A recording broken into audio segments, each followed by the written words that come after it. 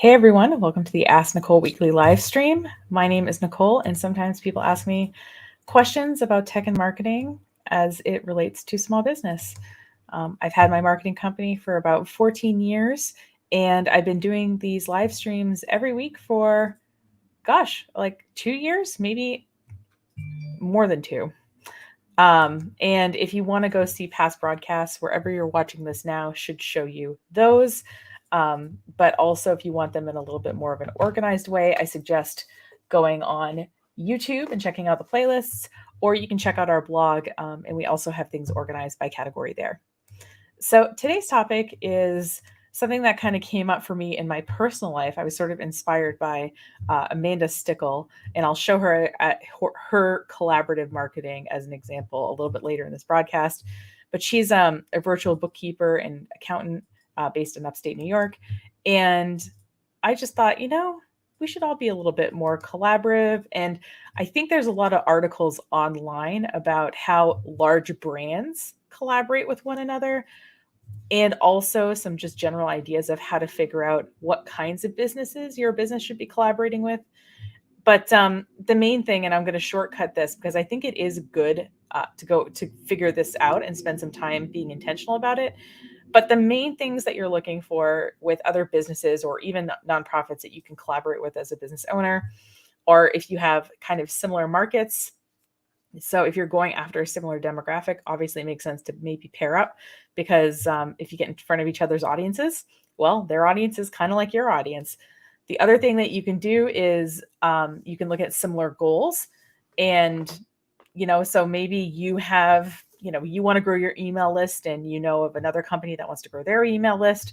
So if you have a similar goal, obviously it's easier to work together. And, complementary identities. So I say this as like, we see Taco Bell and Doritos collaborating or something like that. Obviously, like similar kinds of products, sort of snacky, a little bit, spicy, for lack of a better word. So, these complementary identities, I think, are another way that we can think about collaboration. But like I said, there's lots of really great articles and stuff about that, showing these large brand examples like I just name dropped here a second ago. But what I wanted to do today is talk about, I was trying to go for 10, okay, but I got 9. So I almost got there. But I want to talk about 9 different ways that you can collaborate with other businesses or nonprofits as you are a business or nonprofit that wants to do a little bit more with your marketing. As the adage goes, right? If you want to go fast, go alone. If you want to go far, go together. It's the same with marketing. So my first idea for you is think about joining a program that's trying to unify people.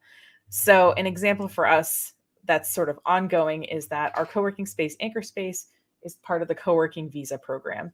And this is a worldwide group of co-working spaces who offer free, days to people who are members of other independently owned co-working spaces. So it's sort of a way to take advantage of having a large network without us being a giant corporation. But a more recent one, and probably something, that's going to live for a while, is that there is groups of co-working spaces who are currently offering free memberships to people displaced by the Ukrainian war. Most of them obviously are in Europe.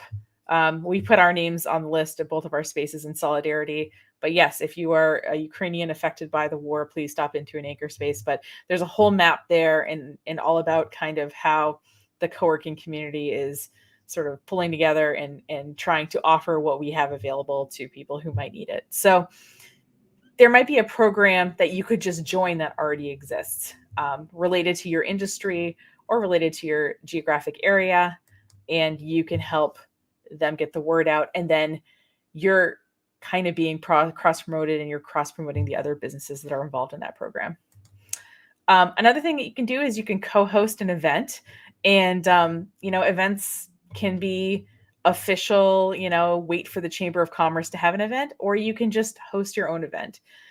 So an example that I've seen done is one of my friends owns a downtown business, and she likes to do fun things. And she's like, I just don't want to wait for people to necessarily, do this thing I want to do. So I'm totally fine with planning it.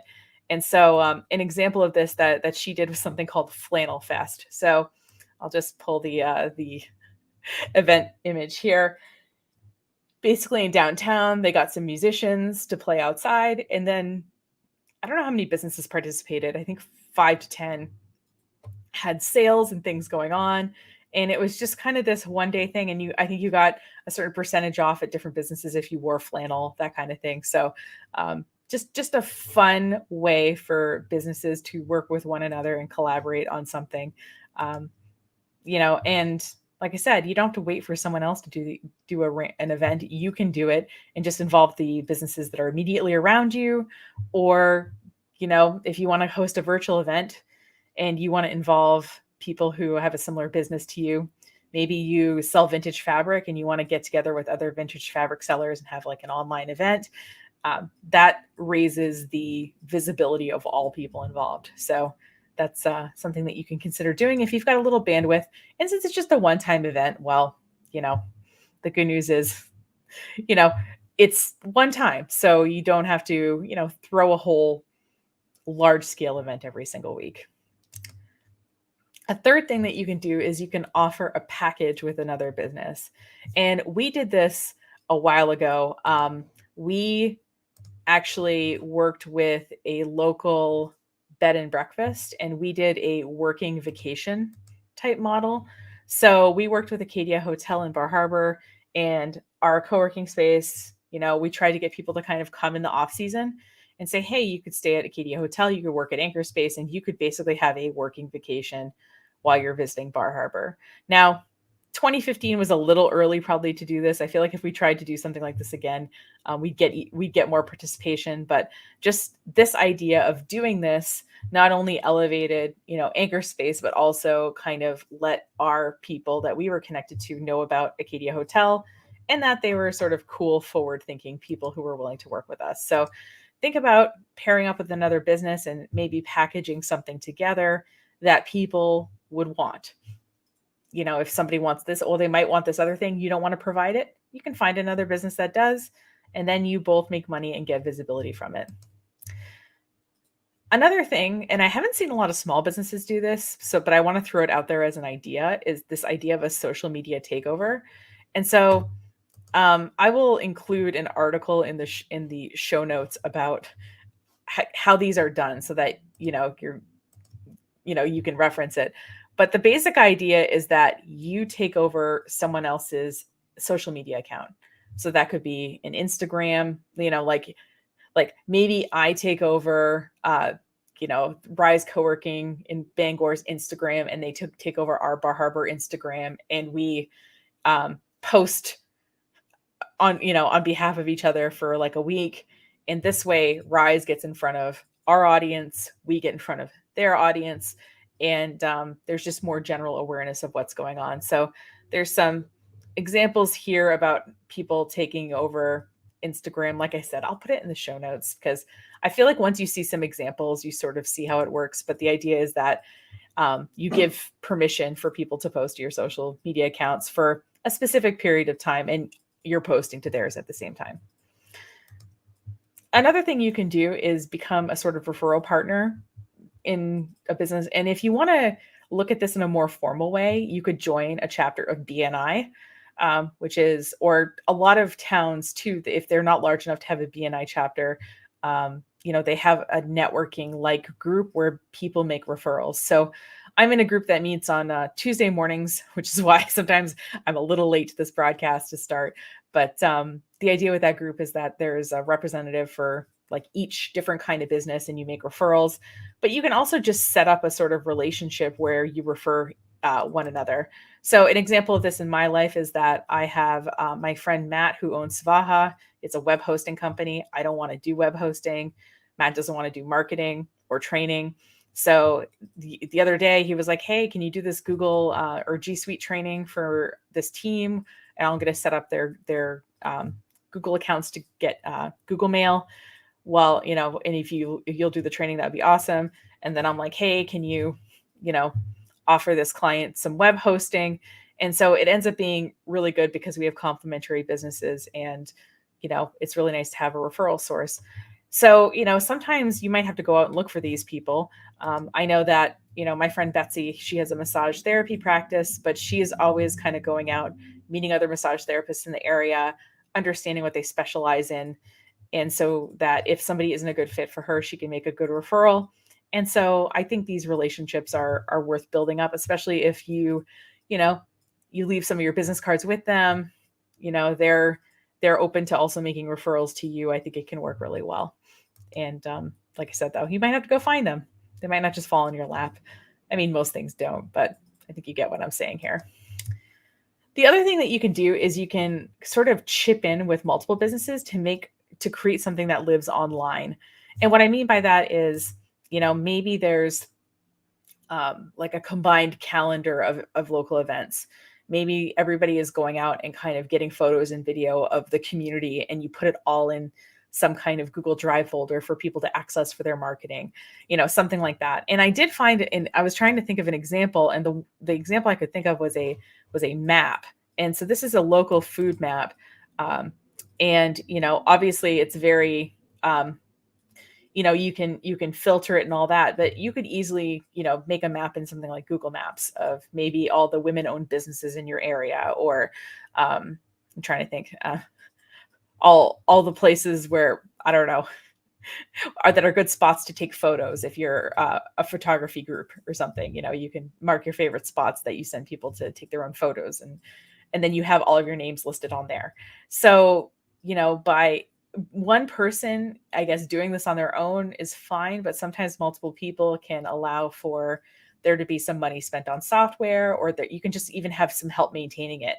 I know that for a while, and I haven't been good about it because of COVID and a couple of other things, but my friend Dave and I had a map of all the Wi-Fi hotspots on Mount Desert Island. And I mean, it's gotten tens of thousands of views, and we tried to keep it up over the years. We probably should revisit it, but point being, sometimes doing something like that on your own can feel hard, and having more eyes and ears out there is great. But I also do want to outline, it doesn't have to be a map. It can be something of value to a group of people that is co-created, and that could be chipping in terms of money, and it could be chipping in terms of time spent creating or maintaining it. A seventh thing that you can do is a product giveaway or some kind of contest. And so, you give your awesome, product to a business, and you get one of their products, and then you each host a sort of giveaway or contest on your individual social media pages, email lists, however you want to sort of handle the distribution of that. Obviously, follow any contest guidelines on these platforms.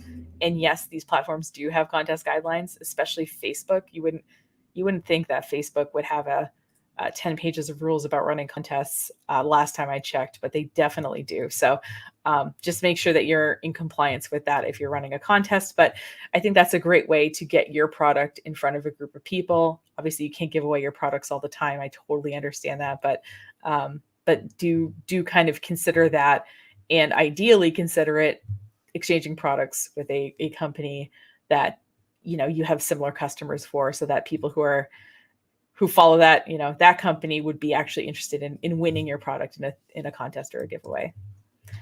The other thing you can do, and this was inspired by Amanda, is some shout outs on however you want to do it. How she does it is she does shout out Saturdays on LinkedIn, and I did not know that she did Saturday shout outs on LinkedIn until I was last week's. All of a sudden, I just noticed that I was tagged in something, and she literally just makes a graphic. I thought I had it pulled up, but apparently I don't in my other screen here.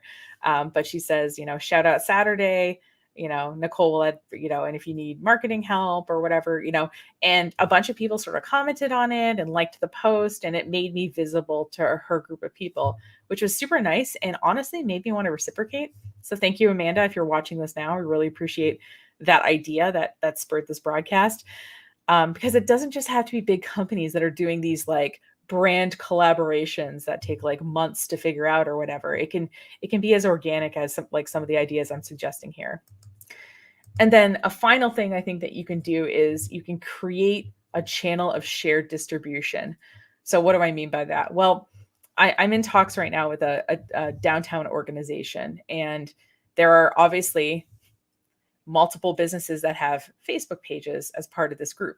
And what happens is everybody says, oh, well, when I see your thing, I'll reshare it. And we all mean to do it, but sometimes we're on Facebook and we just kind of get in, do our thing, and get out. So what I said was, what if we basically made an RSS feed of all the Facebook posts and just shared that to the organization's page. This way, we don't have to remember to go check everyone's page, just that whenever they post something, it will also appear there. So I'm in the process of figuring out exactly how it would work. It would probably involve something like Zapier. By the way, if you're a little bit curious about automation, check out my intro to automation broadcast. I'll link it in the show notes in case you want to watch it and kind of learn a little bit more about how this tool generally works, and how it could be used to maybe solve some problems. But yeah, I thought, why not? We have this, powerful group of people that are all doing things. Why not create a shared distribution like that? Maybe there could be, everyone's posts coming into an email template that gets shared out to people who would want to receive it. I don't know exactly what that shared distribution would look like for you or the group of people you're thinking about collaborating with. But it's nice to know that there's somebody that's aggregating information together that other people might want to see, and you could be part of that solution. So I hope this broadcast gave you some ideas with how you can collaborate as a small business with other businesses. I know it's more work to have these conversations, but I think it's a worthwhile thing to be doing because, yeah, if we're in this for the long haul, ideally we're going to be working with a lot of other small businesses, whether it's in our communities or physical communities or in our online communities. And the more chances that we have to, I guess, create opportunities for each other, the more that we have chances to also create opportunities for ourselves. Thanks so much for watching. If you have any topics that you would like me to address in future broadcasts, please leave a comment on this one, or you can reach out to us on social media or on our website. Happy to talk to people about marketing stuff at any point. Thanks again. Have a great rest of your day, and I'll see you next Tuesday. Take care.